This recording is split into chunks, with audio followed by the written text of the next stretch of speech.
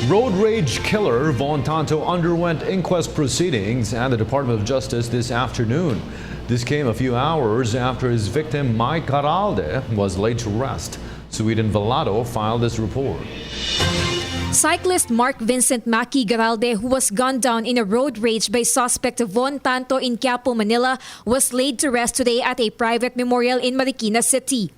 Before the interment, a holy mass was offered for the victim at the Quiapo church where several bikers groups gathered and offered prayers.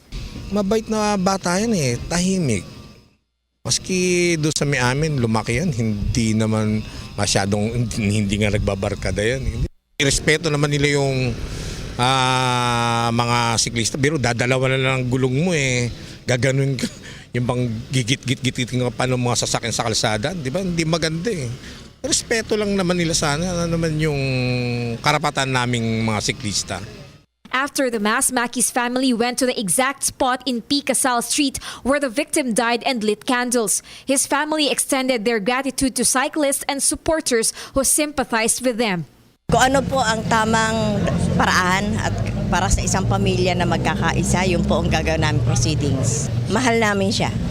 The Group of Public Attorney's Office Chief Attorney Persida Acosta inspected the crime scene and found out that the ricochet of stray bullets from the suspect's firearm reached 17 feet that hit another victim, Rosel Bondok, who is still in the hospital up to now. Sa kasong to, dalawa ang naging biktima, isa ang patay, isa ang nabuhay.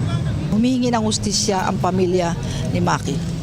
Meanwhile, the resolutions for cases of murder and frustrated murder filed by the Department of Justice against Tanto were already submitted since the suspect no longer filed a counter-affidavit. His lawyer said this should fast-track the proceedings. There's no point in prolonging the proceedings.